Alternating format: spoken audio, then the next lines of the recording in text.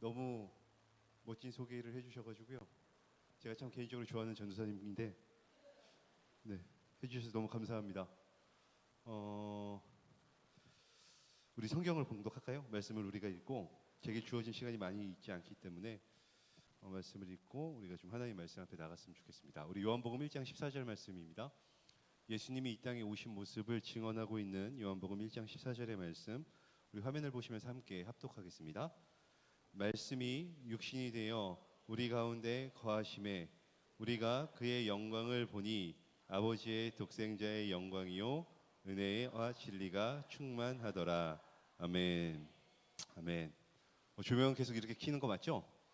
네, 좋습니다. 뭐 연극하는 것 같고 좋네요. 제가 보면 되는 예배, 이렇게 기름 부으시는 예배의 특징이 있는데 그게 뭐냐면 하나됨이에요. 근데 제가 오늘 여기 와서 우리 아까 저를 정말 멋있게 소개해 주신 우리 귀한 전도사님 앞에서 이제 간증 묵상 나눔 하는데 깜짝 놀랐습니다. 왜냐면 오늘 말씀을 준비하다가 결론부에 이제 과부의 두랩돈 이야기나 이제 부자 청년의 이야기를 좀 해야지 이렇게 생각하고 있었는데 그 두 얘기를 다 하시는 거예요. 그래서 그러면 설교를 짧게 할게요. 막 그러면서 그랬어요. 그리고 찬양도 이제 제가 미리 콘티를 받았습니다. 근데 우리 찬양팀 진짜 멋있네요. 진짜 멋있어요. 소리 사운드도 그렇고 와, 지금 제가 여기 모니터 막 들리고 하는 게요, 청년부 설교도 여기서 종종 하고 하는데 달라요. 막 힘이 실리고 좋습니다. 여기 엔지니어가 오셨나요? 좀 봐주셨죠? 네, 그분이 저보다 더 중요한 분입니다. 그분이 아주 훌륭하신 분이 오셔가지고 너무 좋네요. 그래서 이렇게 하나의 마음으로 유닛되고, 그다음에 이제 찬양 콘티 이 얘기를 하려고 그랬군요. 찬양 콘티를 주셨는데 제가 기도하면서 말씀을 준비하던 어떤 맥락과 너무 이제 클리어하게 일치해가지고 계속 말씀 준비하면서 너무 설렜습니다. 그래서 그렇게 설레던 시간이 이제 드디어 왔네요. 근데 금방 가요. 30분밖에 없어요. 그래서 그냥 하고 지날 건데요. 네, 더 해도 된다고 말하지만 보통 사람들의 마음은 그렇지가 않아요. 그래서 제가 잘 알죠. 오늘도 제가 학교에서 저희 학교는 에반젤리컬을 추구하는 국제학교 인터내셔널 스쿨이라서, 그러니까 이를테면 교회를 안 다녀도 받는 기독교 학교입니다. 그러니까 교회를 다니겠다고 결정하고 우리 학교는 매일 예배가 있고 성경 수업을 듣고 그래야지 이제 이수가 되는데, 그거에 동의하면 믿지 않아도 믿음, 선교적인 개념으로 이제 열어주는 학교죠. 그래서 사실은 믿지 않는 학생들과 호흡하기도 합니다.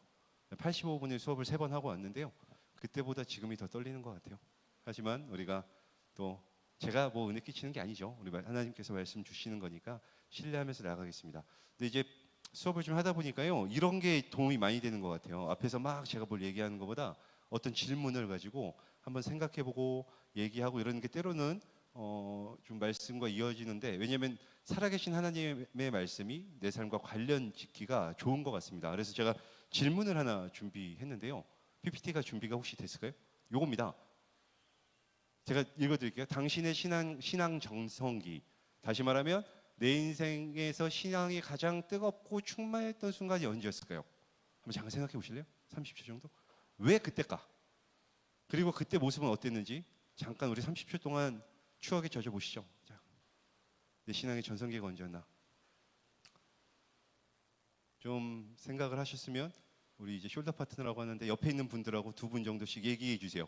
서로 당신의 신앙의 전성기가 언제였는지, 내가 그때 어땠는지 잠깐만 얘기해 주세요. 1분 정도. 시작. 나누겠습니다.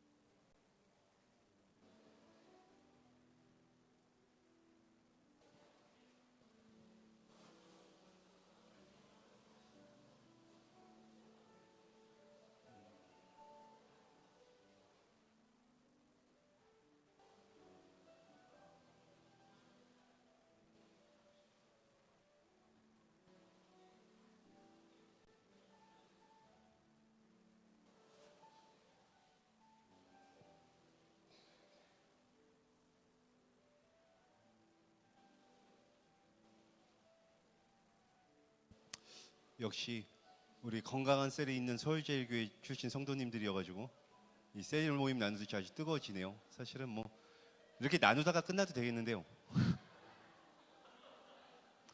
근데 그러기엔 제가 너무 근데 그렇게 하기에는 제가 너무 멀리서 왔어요. 이 설교를 좀 나눌게요. 자, 그럼 다시 하나만 묻겠습니다. 이거는 대답하지 마시고 그냥 오늘 말씀을 시작한 저 자신의 질문이에요. 다시 한번 물을게요. 뭐냐면 그러면 그때보다 그 신앙의 전성기보다 내가 지금 뜨겁지 않다면 그 이유는 무엇일까? 그때와 지금을 비교해 보면 어떤 점이 달라졌는가 하는 이야기를 조금 오늘 나누려고 합니다. 사실 우리는 신앙생활하면서 종종 예전이 지금보다 더 나았다 이런 얘기 가끔 하는 것 같아요. 외람된 말씀이지만 저도 이제 엊그제 중동부 세범수련회 끝났거든요. 초등부랑 같이 하고 이랬는데 이제 그거 끝나고 제가 고등부 10년 전, 15년 정도 전에 고등부를 했을 때 이제 그 고등학생이 청년 선생님이 돼가지고 이제 있어요. 근데 그 청년이 저기 앉아 있는데 저한테 그러더라고요. 목사님 많이 약해지셨다고. 뭔 소린가 그랬더니 그때는 제가 집회를 하면 그러니까 집회를 마치는 시간이 아니고요. 설교를 마치는 시간이 12시 이전에 끝낸 적이 없어요. 정말로. 그래서 어떻게든 듣게 하려고 막 레크레이션하고 막 질문하고 일으켜 세우고 막 선물 줘가면서 막 계속 그렇게 했어요. 그랬는데 이제는 정말 죄송합니다. 이제는 저도 그렇게 하려면 의자가 있어야 돼요.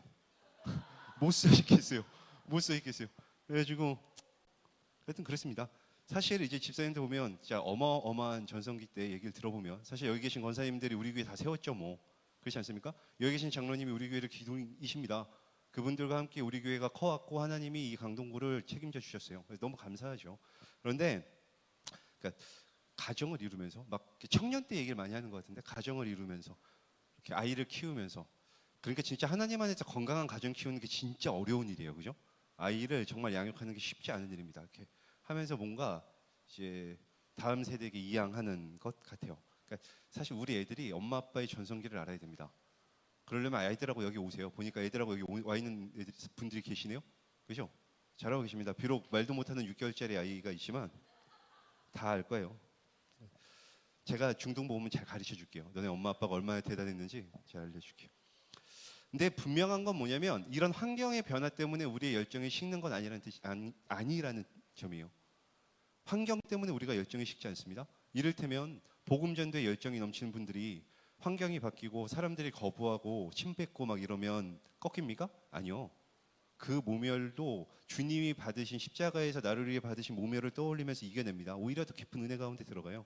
언제일 때 무너집니까? 어떤 이유에서든지, 뭐 어떤 고난이든지, 뭐 어떤 상처든지, 뭐 어떤 뭐 이렇게 마음이든지 이런 것 때문에 그 열정, 영혼 구원에 대한 열정이 사라지면, 목표가 사라지면 식습니다.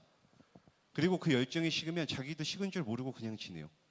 그리고 이게 오래되면 누군가가 그 열정을 불태우면 이렇게 나도 한때 그랬다고 냉소적으로 바라보게 됩니다. 이 얼마나 슬픕니까? 슬픈 일이에요. 아무쪼록 우리 이 루하크 예배를 통해서 심령의 불이, 성령의 불이 다시 한번 타오르는 저와 우리 성도님들 되기를 주님의 이름으로 축복합니다. 아멘. 그러면 우리가 회복해야 될 목표가 무엇이겠습니까? 단연코 따라합시다. 예수님을 닮는 것. 예, 예수님을 닮는 겁니다. 제가 아침에 오늘 설교하는데 휴지를 접는 애를 봤어요. 너무 온 힘을 다해서 휴지를 접더라고요. 그래서 저걸로 뭘 만들려고 하나 이렇게 열심히 봤거든요. 근데 그냥 많은 거였어요. 얘가 공부 1등 하는 애인데요. 야, 공부 1등 하는 애는 휴지도 열심히 접더만요. 막 열심히 접어요. 근데 되게 웃기죠? 요만한 휴지 접는 것 때문에 설교를 못 들어요. 마음을 뺏기면 아주 작은 사소한 문제라도 마음을 뺏기면 상처를 입으면 뭔가 이렇게 좀 불편함이 생기면 그 목표를 잃어버려요. 귀 기울일 수가 없습니다. 그래서 삶과 현실의 문제에 치이고 그래서 예수님을 닮고자 했던 열정이 식어지면 한때는 뜨거웠던 신앙이 흐려지고 이제는 그냥 교회 다니는 어떤 것으로 만족하는 상태가 되지요. 하나님 성령님 앞에서 우리가 정직하게 나를 돌아봅시다. 여러분 오늘 이 밤 이 시간 나의 신앙은 어떻습니까? 예수님을 닮아가고자 하는 목표를 선명하게 붙잡고 있으십니까? 아니면 그냥 이러한 신앙에 만족하면서 지내고 계십니까? 아무쪼록 오늘 예배와 말씀 결단 기도하는 시간들 통해서 회복해 하시는 성령의 역사로 우리가 충만해지기를 축복합니다. 몇 마디 못할 것 같은데요. 일단 오늘 말씀을 좀 보시죠. 그러면 예수님을 닮는 게, 제가 얘기하고 싶은 건 이거예요. 예수님을 닮는 게 어떤 건가? 다양하게 적용될 수 있을 겁니다. 거룩함, 순결함, 성실함 뭐 많을 거예요. 그런데 제가 오늘 주목하고자 하는 것은 이 본문 말씀, 요한복음의 11장 14절. 그러니까 말씀이 육신이 돼서 오신, 이 땅에 오신 예수님의 모습을 표현한 이 구절을 통해서 어떤 영적인 원리를 좀 말씀드리고자 해요. 그리고 시간이 허락하는 대로 이 원리를 좀 적용하면서 이야기를 좀 해보고 싶습니다. 우리 본문 말씀을 다시 한번 주목해서 볼게요. 같이 읽겠습니다. 시작. 말씀이 육신이 되어 우리 가운데 거하심에 우리가 그의 영광을 보니 아버지의 독생자의 영광이요 은혜와 진리가 충만하더라. 아멘. 예수님이 은혜가 충만했고요, 또 진리가 충만하셨습니다. 지금 이 자리에 예수님이 계시면 어떨까요? 여기 찬양 인도를 하고 계실까요? 뭐 세션을 하고 계실까요? 보이지 않는 미디어 팀 섬기고 계실까요? 잘은 모르겠는데 분명한 건 뭐냐면 은혜의 충만한 모습으로 계시고 진리가 충만한 모습으로 계시다는 거예요. 조금 더 얘기해 볼게요. 그럼 은혜가 충만한 모습은 뭡니까? 은혜는 고맙게 베풀어주는 신세, 혜택, 그러니까 받을 자격이 없는데 주어지는 사랑, 수용해 주는 것, 이런 게 은혜입니다. 그리스도인인 우리에게 은혜가 필요한 건 우리가 나와 다른 그 사람의 마음을 수용할 수 있어야 비로소 그들과 사랑의 관계를 맺게 됩니다. 그러니까 이를테면 불신자들한테 언제 예수님이 전해집니까? 그들의 마음을 헤아릴 때. 그렇죠? 믿음이 연약한 자들을 우리가 언제 돌볼 수 있습니까? 그들의 마음을 헤아리고 하나님의 은혜의 충만한 모습이 흘러갈 때 그들에게 이렇게 하나님의 은혜를 주죠. 개인적인 이야기인데요. 저도 이제 제가 의도한 건 아니에요. 그리고 뭐 제가 청소년 사역만 잘하는 건 아니에요. 사실 작년 사역도 잘하는 것 같아요. 네, 청소년 사역을 많이 했어요. 초등학생 사역도 잘하는 것 같아요. 엊그제 초등학생들 설교하는 거 설교하는데 애들 잘 따르더라고요. 뭐 이렇게 뽑혀라 같은 거 하나 하니까 아주 눈이 동그래져가지고 그걸 봤어야 되는데, 그죠? 근데 제가 청소년 대상으로 많이 사역하고 섬겼어요. 그리고 그 사역하면서 높은 순위로 가져왔던 생각이 뭐냐면 일단은 친해지는 거였습니다. 근데 이게 쉽지 않아요. 저는 MG가 아니고요. 이제 MG보다 더 위에 아재예요. 근데 애들은 이제 MG보다 더 밑에 애들이고 점점 어려지고, 그래서 그거 진짜 쉽지 않아요. 제가 막 놀려고 하잖아요. 그럼 옛날에는 진짜로 막 기다렸거든요. 제가 오기를. 그래서 막 이렇게 게임을 해도 나랑 같이 막 놀아주세요. 막 이런 느낌이었는데 지금은 껴주는 느낌이에요. 막 이렇게 되게 인심 쓰듯이 그래요. 뭐 껴줄게요. 뭐 이런 느낌이에요. 점점 나이가 차이가 생기고 문화 차이가 생기고 그러면 사실은 대화의 주제도 없고 공통점도 없죠. 그런데도 불구하고 여전히 일단은 친해지려고 하는 이유는 뭐냐면 간단합니다. 사람은 자기랑 친한 사람의 말을 신중하게 들어요. 자기랑 친한 사람의 말을 거부감 없이 듣습니다. 저는 하나님의 말씀을 전하는 사람입니다. 하나님 나라의 비밀을 감동 있는 가르침으로 전하고자 하는 게 제 일평생 소원이에요. 그런데 이거 위해서는 내 모든 것을 다 바쳐서 일하겠는데 잠깐 친해지는 것 때문에 얘가 높은 확률로 나를 통한 하나님의 말씀을 잘 받아들인다고 한다면 그것만큼 감사한 일이 어디겠습니까? 그래서 무조건 친해지고 봐요. 근데 이게 쉽지가 않죠. 영악한 애들 많습니다. 쉽진 않은 도전이지만 이게 우리에게 주어진, 저는 예수님을 닮는 첫 번째 도전이라고 생각해요. 우리가 왜 이웃을 사랑하면서 섬겨야 됩니까? 하나님의 말씀이 나를 통해서 흘러가야 되기 때문에 그렇습니다. 왜 우리가 이 자리에 있습니까? 우리 이 성령으로 충만해지는, 성령의 호흡으로 충만해지는 이 루아 예배를 통해서 이렇게 뭐랄까 세상으로 예수님의 향기와 성령의 숨결을 흘려보내기 위해서 그렇습니다. 그렇게 은혜로 이렇게 대하려고 하다 보면 가슴 뭉클한 순간이 와요. 그렇게 반항했던, 무슨 상처가 그렇게 많은지 일부러 심술 부리고 이렇게 막 했던 아이들이 목사님 저도 용서받을 수 있어요? 기도해 주세요. 저 용서받고 싶어요. 이러면 참 그때 주시는 은혜가 더 정말 크죠. 사실 저도 이런 은혜 충만한 예수님 닮은 사람을 통해서 주님을 만났어요. 같이 축구해주고 먹을 거 없는데 밥 사주고 했던 청년 시절에 지금 우리 담임 목사님 만나서 제가 예수님 만나고, 사실은 저희 담임 목사님이 저 목사 안수 받을 때도 안수해 줬어요. 제가 사실 담임 목사님 보고 여기 있는 것이 뭐 그렇습니다. 분명히 근데 분명히 할 점은 뭐냐면요, 제가 지금 이제 은혜가 있으면 남을 위한 일처럼 얘기했는데 사실은 그렇지 않아요. 예수님을 닮는 건 남을 위한 일이 아니라 나를 위한 일이에요. 나를 위한 일. 그래서 이를테면 주님의 은혜는 비교하지 않게 하죠. 그리고 그 사람으로 하여금 실망하지 않게 합니다. 그러니까 이러한 은혜가 나한테 있어야 다른 사람을 내가 존귀히 여길 수 있을 뿐만 아니라 나도 존귀히 여기죠. 그리고 이런 사람을 주변에 있는 사람들이 존귀히 여겨줍니다. 그러니까 예수님을 닮는 사람이 제일 행복한 사람이에요. 다음으로 넘어가 볼게요. 은혜가 충만한 것 동시에 진리가 충만하다 그랬습니다. 여러분 진리란 그러니까 은혜는 충분한데 진리가 없으면 성장이 더디고 뭔가 그 자리에 있고 어린아이 상태에 머무르기 쉽습니다. 이를테면 은혜로 관계가 시작돼요. 하지만 진리가 그 사람을 성장하게 만듭니다. 진리가 반드시 있어야 돼요. 진리란 참된 이치나 참된 도리입니다. 제한성이에요. 그러니까 물론 세상에는 해야 될 일과 하지 말아야 될 일이 있어요. 다시 말하면 하나님께서 하라라고 말씀하신 일과 하나님이 원하시는 일과 하지 말라라고 하신 원하시지 않는 일이 있습니다. 그러니까 선악과는 먹으면 안 돼요. 그렇게 가르쳐야 돼요. 불에 뛰어들면 이렇게 때려서라도 잡아야 되죠. 그게 진리 안에 거하는 삶입니다. 예수님이 그렇게 말씀하시죠. 진리를 알지니 진리가 너희를 어떻게 한다고요? 자유롭게 하는 거죠. 여러분 진리를 벗어나서 있는 건 방종입니다. 그거는 성장하는 게 아니에요. 우리가 진리 안에 거해 있을 때 비로소 성장을 경험하면서 참된 그리스도인으로 성장하죠. 학교에서 근무하면 우픈 이야기라고 아시죠? 웃기고 슬픈 이야기. 어떻게 사람이 웃기고 슬픈 이야기가 있습니까? 이게 웃긴데 생각해 보면 슬퍼요. 뭐냐면 대학을 가는데 이제 인터내셔널 스쿨이다 보니까 이제 미국의 대학 진학합니다. 그럼 막 입학 결과 보면 하버드도 가고 막 이야 이런 애가 막 이러거든요. 근데 걔네들이 실상을 보면 뭐라 그러냐면 왜 대학에서 이렇게 기간이 있잖아요. 서류를 내야 되는 기간이 있거든요. 근데 그거를 자기가 늦췄어요. 근데 뭐라고 얘기하냐면 선생님 왜 그 대학에서는 그 제출일을 늦춰주지 않나요? 막 이렇게 얘기해요. 깜짝 놀랐죠. 고등학교 12학년 입에서 나올 소리가 아닌데 그렇지 않아요? 면접 시간에 자기가 늦어놓고 왜 면접을 그때 봐주지 않나요? 막 이러면 이상하잖아요. 아, 진리를 가르치지 않아서 그런가? 여러분 우리가 불편함을 피하려고 기준을 낮추거나 스스로를 합리화하거나 스스로 책임을 면제해주면서 스스로 서는 법을 가르치지 못하면, 다시 말해서 진리가 충만한 사람이 되지 못하면 나와 공동체를 연약하게 합니다. 여러분 언제나 세상은 우는 사자와 같이 사단은 우리를 삼키려고 벼르고 있죠. 어떻게 해야 앉습니까? 진리 안에 거해야 됩니다. 하지 말아야 될 것 하나님이 금지한 건 하지 않아야 돼요. 그래야 진리 안에 머물러야 타협하지 않아요. 진리 안에 머물러야 순결함을 지킵니다.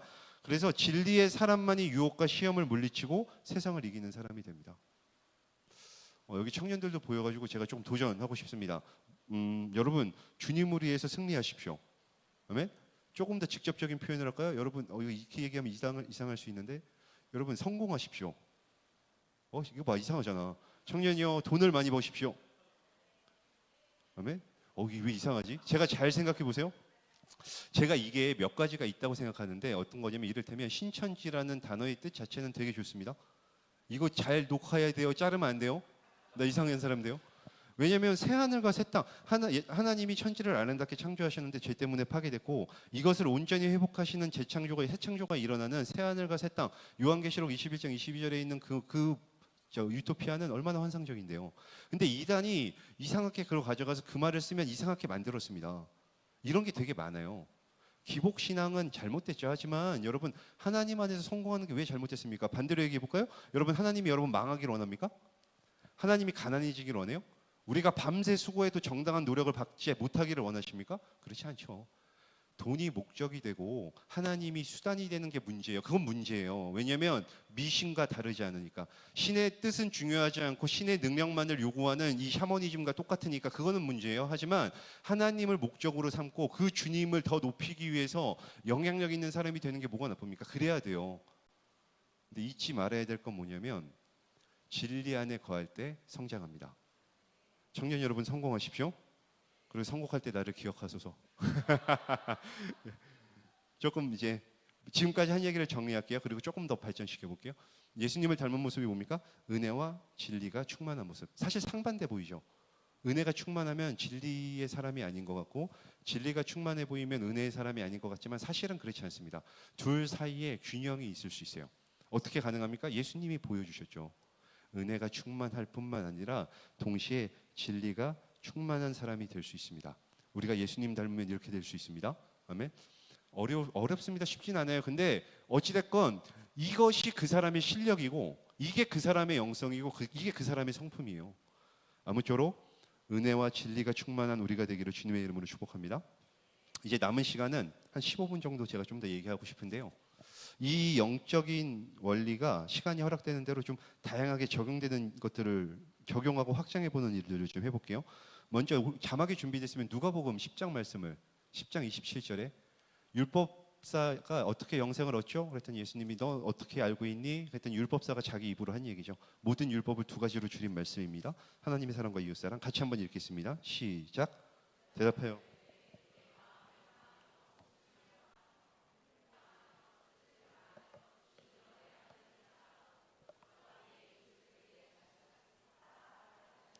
아멘. 율법에 기록된 내용을 두 가지로 요약하면 하나님을 사랑하는 것이고 이웃을 사랑하는 것입니다. 여러분 먼저 하나님을 사랑해야 됩니다. 사랑할 때 깊이 사랑해야 돼요. 매일 살아계신 하나님과 매일 만나는 뜨거운 영적인 성령의 체험들이 있어야 됩니다.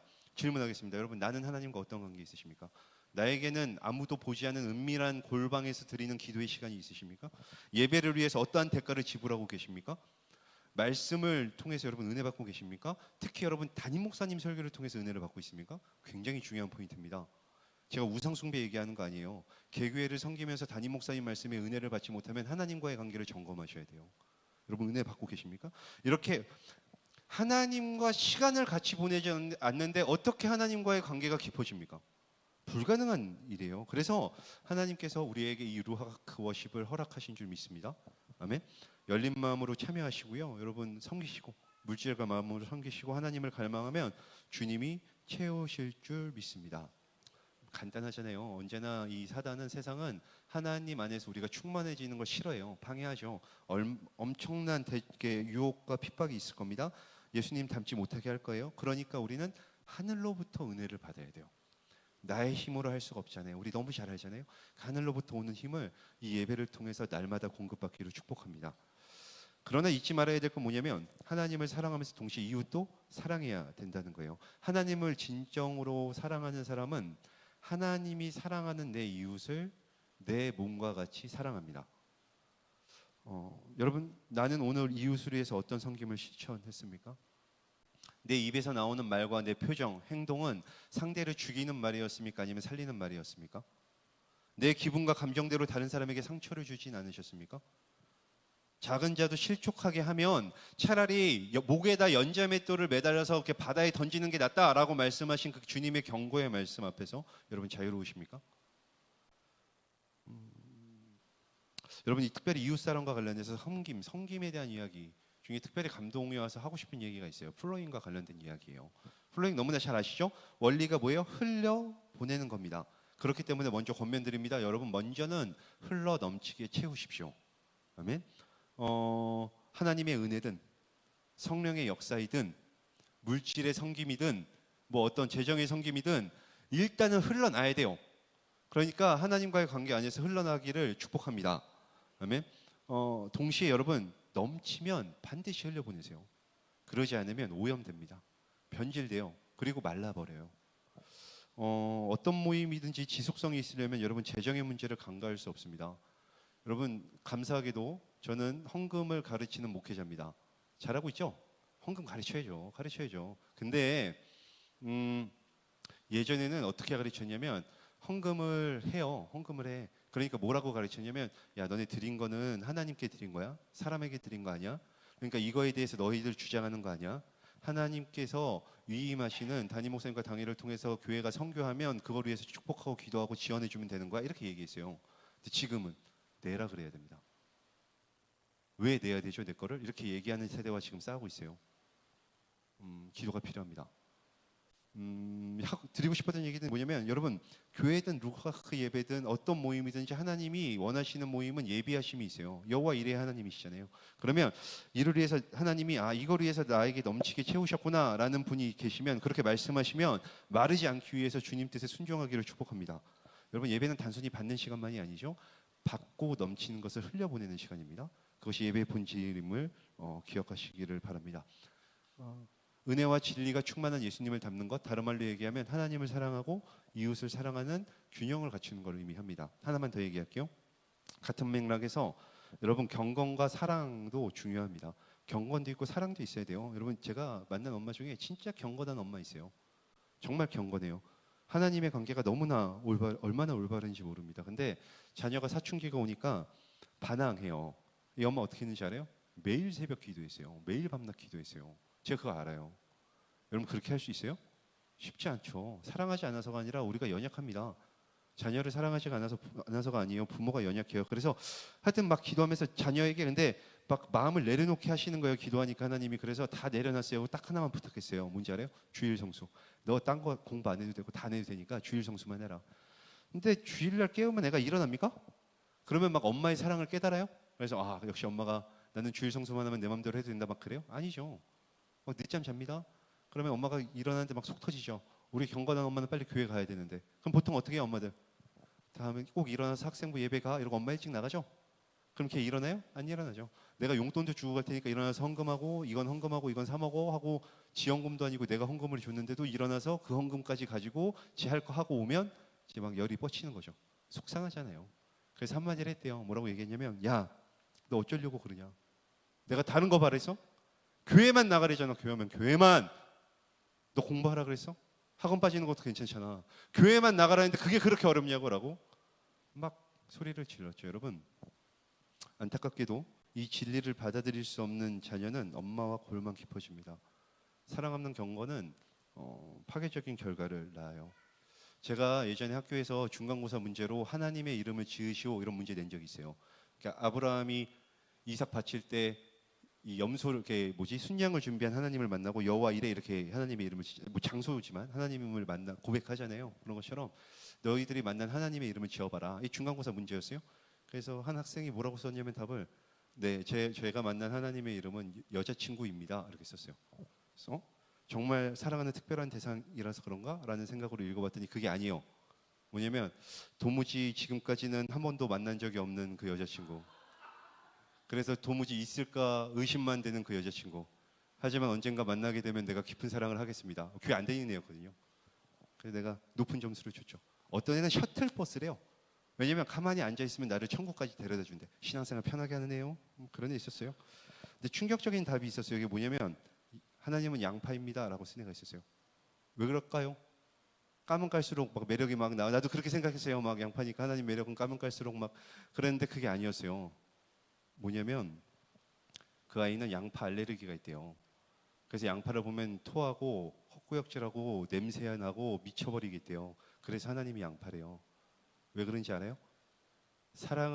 경건은 있으나 사랑은 없는 엄마의 학대로 인해서 그렇게 된 거예요. 여러분 잊지 마십시오. 사랑 없는 경건은 상대를 정죄할 뿐입니다. 아무런 열매도 맺지 못해요. 경건했지만 사랑이 없던 바리새인 가리켜서 예수님 회칠한 무덤이다. 너 살아있는 것 같지만 사실 죽은 거다. 오히려 그 냄새를 막아내는 부패 덩어리다라고 얘기하셨어요. 반면 여러분 경건 없는 사람은 아무 능력이 없죠. 가르치고 지도할 수가 없어요. 막 다 좋다고 받아줘야 되는데 그거 언제 올바른 길로 인도하겠습니까? 자녀를 사랑하지만 죄를 죄라고 말하지 못하는 부모, 학생을 사랑하지만 학습 기준을 정확하게 제시하지 못하는 선생님, 서로 사랑하지만 말씀의 기준 없이 다 괜찮다고 하는 교회 공동체, 결국은 함께 멸망합니다. 소경이 소경을 인도하는 꼴이 돼요. 사람을 진정으로 변화시키는 것은 여러분 세상의 사랑이 아니라 하나님의 사랑입니다. 경건이 있는 사랑, 우리 가운데 충만하기를 축복합니다. 시간이 있으면 더 충분히 얘기하고 싶어요. 정말 많은 부분에서 영적인 적용이 가능한 원리죠. 뭐 이를테면 우리가 지금 찬양으로 경배했지만 여러분 성경에서 하나님과 우리의 관계를 두 가지로 얘기합니다. 대표적으로 뭐예요? 부자 관계, 아빠와 아들의 관계. 친숙하죠. 그래서 무엇이든지 허용 가능하고 아빠라 부를 수 있는 그 은혜로운 관계가 있어요. 하지만 하나님을 왕으로 모시죠. 주인과 종의 관계, 주종 관계가 있죠. 왕이신 주님께 경배해야 돼요. 여러분 왕이신 하나님의 명령이면 받들어야 돼요. 이건 뭐 회사 상급자가 회장님이 얘기하는 것과는 급이 달라요. 거긴 다른 데 나가면 되잖아요. 다른 데 직장 가면 되는 거 아니에요. 이건 왕이라니까요, 왕. 안 따르면 죽음밖에 없는 거예요. 그래서 하나님 나라는 더 네이션 오브 갓이 아니라 더 킹덤 오브 갓을 씁니다. 왕이신 하나님께 우리가 마땅히 굴복하고 순종해야 돼요. 균형이 있어야죠, 균형이. 네, 말씀을 맺겠습니다. 이 이야기를 말씀을 통해서 내고자 해요. 아까 얘기했던 우리 과부의 이야기입니다. 조금 시간이 가더라도 주목해서 이 말씀을 좀 보고 싶어요. 누가복음 21장 1절에서 3절의 말씀. 사실은 중동부에서 이번 주에 설교하려고 그래가지고요. 안 할까 하다가 그래도 하긴 해야 되겠습니다. 같이 한번 읽겠습니다. 시작. 예수께서 눈을 들어 부자들이 헌금함에 헌금 넣는 것을 보시고 또 어떤 가난한 과부가 두 렙돈 넣는 것을 보시고 이르시되 내가 참으로 너희에게 말하노니 이 가난한 과부가 다른 모든 사람보다 많이 넣었도다. 아멘. 질문할게요. 부자는 많이 헌금했을까요? 아마 그랬을 것 같아요. 뭐 여러 가지 설명이 필요하겠지만 사실 2000년이 지난 지금 우리가 봐도 왠지 많이 냈을 것처럼 냈잖아요. 많이 냈어요. 냈을 거예요. 그럼 반면에 과부는 두 렙돈을 냈습니다. 두 렙돈이 정확하게 얼마인지는 또 계산해야 되지만 그냥 돈 같지도 않은 돈이에요. 한 20원쯤 되는 것 같아요. 누가 돈 줘도 당신이 20원 떨어뜨렸습니다라고 찾아줘도 고마워하지 않을 돈. 그런 돈 냈어요. 그런데 중요한 건 뭐예요? 예수님이 과부에게 네가 전부를 드렸다고 칭찬해 주셨다는 점이에요. 네가 최고로 많이 드렸다고 얘기해 줬어요. 너가 없는 중에 많이 드렸구나. 맞는 말인데요. 정확한 워딩은 뭐예요? 당신이 최고로 많이 드렸다입니다. 20원 냈는데 최고로 많이 드렸대요. 제가 지금은 천국에 계신 저희 어머니 생신이 음력 8월 12일이었습니다. 음력 8월 15일이 언제죠? 광복절이라고 하는 사람들이 있어요. 양력이에요. 광복절은 양력이에요. 음력은 추석입니다. 그죠? 그래서 참 기억에 많이 남아요. 왜냐면 생신 때 모이고 3일 지나면 추석 때 또 모여야 돼요. 이제 기억에 남는 게 맨날 30년 동안 들었던 얘기가 뭐냐면 국민학교 때 제가 1학년 때인데 엄마 선물을 태어나서 처음으로 사드렸습니다. 잘했죠? 제 효자입니다. 근데 뭘 사드렸냐면 맛소금을 하나. 왜냐면 그 어린 나이에 내가 보니까 오해하지 마세요. 저희 엄마 진짜 요리 잘해요. 요리 진짜 그냥 소금을 쓸 뿐이에요. 소금 써도 요리 잘할 수 있잖아요. 설탕 쓰는 사람도 있는데 뭐. 근데 맛소금 그때 그 당시 200원. 그러니까 우리 엄마가 제일 많이 쓰는 게 소금이에요. 내가 어린 눈으로 보니까. 그래서 소금을 산 거예요. 맛소금 200원 당시에. 새우깡 100원 할 때입니다. 그래서 200원 요만한 거 손바닥 반만한 거 하나 사가지고 또 선물은 그냥 줘야 돼요. 포장해서 줘야 돼요. 야, 그걸 내가 국민학교 1학년인데 알았네요. 진짜 센스는 타고나잖아요. 그래서 막 감았어요. 뭐로 포장했냐면 신문으로. 신문으로 포장하니까 생각해보세요. 국민학교 1학년이 포장해봤자 어떻게 했겠어요. 마무리는 황색 테이프로 이렇게 줄줄 감아가지고 요만한 맛소금이 이만한 서류 가방처럼 됐어요. 그래서 엄마 생일에 딱 줬죠. 엄마가 깜짝 놀란 거예요. 이게 뭐냐? 그 선물이라고 뜯어봤더니 신문지 돌돌 말려가지고 막 계속 푸는데 막 나와서 결국 손바닥만한 소금 나고 너무 기뻐하셨죠. 너무 기뻐하셨어요. 그리고 그 뒤로 진짜 30년 동안 그 얘기만 하십니다. 뭐 사실 제가 어머니 선물 진짜 많이 해드렸어요. 저 뭐 100만 원도 드려봤고요. 청년들 100만 원 드려봤어요? 드려야 된다. 아까 얘기했잖아요. 성공해서 드리세요. 그리고 엄마가 깜짝 놀라면 이거 조계성 목사님이 드리라고 했어라고 꼭 얘기하면서 드리세요. 그 막 선물 많이 드렸어요. 근데 저희 엄마의 눈에는 그 어릴 때 아들이 처음으로 줬던 그 맛소금 잊혀지지가 않는 거예요. 잠시 솔직하게 여러분, 내 헌신과 순종의 무게를 한번 생각해 보세요. 주님 앞에 이게 얼마나 가치일까? 아니, 물론 여러분 이 예배를 통해서 결단하시고 너무나 귀합니다. 그건 근데 주님이 귀하게 여겨주시는 것이지 실제로 그게 어떤 가치인지 한번 생각해 보세요. 냉정하게. 나의 헌신이 주님의 복음 사역에 절대적인 영향을 끼치는 것인가? 나의 수고 없이는 예수님이 복음을 전할 수 없는가? 내가 드리는 예배를 보고 하나님이 영광을 받으시고 사람들은 은혜와 도전을 받을 만한가? 생각해 보면 여러분 사실 내 헌신과 수고와 결단은 20원 정도의 가치밖에 안 될 수도 있습니다. 그런데 소망이 있는 건 뭐냐면 하나님이 그게 최고로 많이 드린 거라고 인정해 주시기 때문이에요. 우리가 주님으로 드리는 것이 그 모습 자체가 좋기 때문에 주님이 기뻐하시는 겁니다. 반면에 여러분 부자들에게 예수님은 뭐라 그랬습니까? 부자들에게 예수님 뭐라 그랬어요? 네, 정답입니다. 지금처럼 아무 말도 안 하셨어요. 아무 말씀도 안 하셨어요. 왜 아무 말도 안 했을까요? 진리를 받아들일 준비가 되어 있지 않기 때문입니다.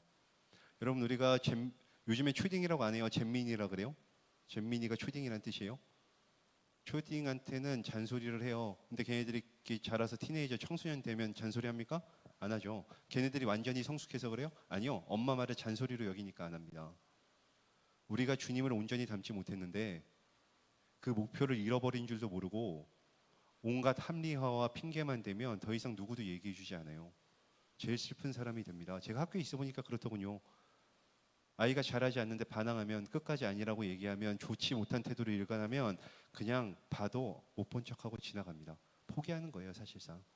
그러면 그 아이는 조금 더 나아질 기회를 다 잃어버리게 되는 겁니다. 여러분 부자들은 자기 스스로의 신앙에 만족하지 않았을까요? 왜냐하면 많이 있다고 많이 드리는 게 쉽습니까? 그렇지 않죠. 많이 있지만 그럼에도 불구하고 내가 많이 드렸다, 그래서 나는 뭐 하나님을 위해서 드리니까 만족하지 않겠습니까? 하나님께 다시, 그러니까 주님이 주신 축복을 다시 하나님께 돌려드렸으니 얼마나 아름다운 신앙이에요. 근데 주님이 주신 축복에 비하면 이건 정말 작다라고 생각하는 그런 겸손함, 나를 위해 전부를 주신 주님을 위해 더 삶을 불태우고 싶은 열정은 아마 부족했던 것 같아요.